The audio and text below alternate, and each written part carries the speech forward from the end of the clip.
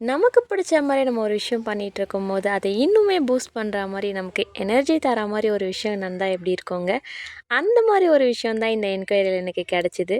அது என்னன்னு உங்ககிட்ட ஷேர் பண்ணிக்கிறதுக்காக தான் இந்த பேக்கிங் வீடியோவா, லாங் வீடியோவா போட்டிருக்கேன். அது என்னன்னு பார்க்கலாமா? இந்த சிஸ்டர் வந்து செங்கல்பட்டுல இருந்து தான் ஆர்டர் பண்ணியிருந்தாங்க. இந்த சிஸ்டர் ஆக்சுவலா மெசேஜ் பண்ணியிருந்தாங்க. என்னன்னா, எனக்கு பீட்ஸ் வேணும் அப்படின்னு கேட்டிருந்தாங்க. ஸோ வந்து நம்மளும் வந்து நம்மக்கிட்ட இருக்க காம்போஸ், பீட்ஸ் எல்லாமே சென்ட் பண்ணியிருந்தோம். அதுக்கப்புறம் கொஞ்சம் நேரம் கழிச்சு அவங்க ஒரு விஷயம் நம்மக்கிட்ட ஷேர் பண்ணாங்க. அதை கேட்கும்போது எனக்கு ரொம்பவே ஹாப்பியாக இருந்துச்சு. ஆக்சுவலாக இதை நான் என் ஃபேமிலிக்கிட்டேயுமே ஷேர் பண்ணியிருந்தேன். அது என்னன்னு சொல்லிட்டு உங்களுக்கு ஸ்க்ரீனில் காமிக்கிறேன் பாருங்கள். பார்த்தீங்களா? அந்த சிஸ்டர் வந்து ப்ரெக்னன்சியில் ஒரு க்ரியேட்டிவிட்டிக்காக நான் இதை வந்து பண்ண போகிறேன் அப்படின்னு சொல்லி நமக்கு மெசேஜ் பண்ணாங்க. அதை கேட்டோன்னே எனக்கு ரொம்பவே ஹாப்பியாக இருந்தது. அவங்களுக்கு ஒரு கங்க்ராட்ஸும் சொல்லியிருந்தேன். அதுக்கப்புறம் பார்த்திங்கன்னா நம்மளோட சஜஷனையும் சொன்னேன். ஏன்னா எனக்கு இந்த பிஸ்னஸில் கிடைச்ச ஒரு ஹாப்பினஸை நான் அவங்கக்கிட்டயும் சொன்னேன். இதை செய்யுங்க சிஸ்டர், கண்டிப்பாக மைண்ட் வந்து ரொம்ப ரிலாக்ஸிங்காக இருக்கும், டிஃப்ரெண்ட்டான ஒரு ஃபீலிங்கும் உங்களுக்கு கிடைக்கும் அப்படின்னு சொல்லியிருந்தேன். உடனே அந்த சிஸ்டர் ஒரு மெசேஜ் கொடுத்துருந்தாங்க. அதையும் உங்களுக்கு நான் ஸ்க்ரீனில் காமிக்கிறேன்.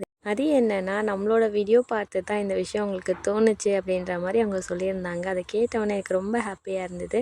அதுக்கு நான் அவங்களுக்கு ரிப்ளையும் கொடுத்துருந்தேன். ஐம் ஸோ ஹாப்பி அப்படின்ற மாதிரி நான் ரிப்ளை கொடுத்துருந்தேன். ஸோ ரொம்பவே எனக்கு சந்தோஷமாக இருந்தது. என்னோடய வீடியோ பார்த்துட்டு அவங்க இந்த மாதிரி ஒரு விஷயத்த வந்து சூஸ் பண்ணியிருக்காங்கன்றப்போ எனக்கு ரொம்ப சந்தோஷமாக இருந்துச்சு.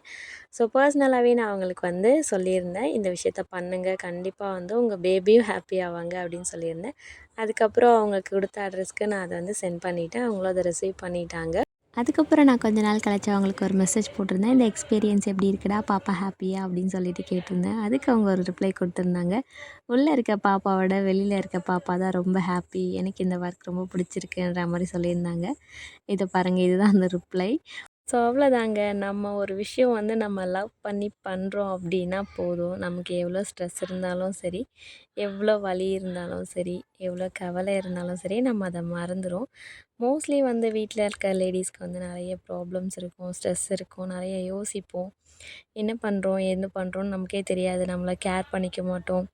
எதுவுமே பண்ணாமல் ஏதோ போல் இருப்போம். பட் நமக்கு இந்த மாதிரி ஒரு விஷயம் பிடிச்சு நம்ம அதை பண்ணோன்னா, பாதிக்கு பாதி வந்து நம்மளோட க்ரியேட்டிவிட்டியும் இம்ப்ரூவ் ஆகும். பாதிக்கு பாதி நம்ம எல்லாத்தையுமே மறந்து நம்ம கொஞ்சம் ரிலாக்ஸ்டாகவும் இருப்போம். ஸோ உங்களுக்கு இந்த மாதிரி உங்களுக்கு ஏதாச்சும் ஒரு ரிலாக்ஸேஷன், நீங்கள் இதை தான் பண்ணணும்னு நான் சொல்லலை.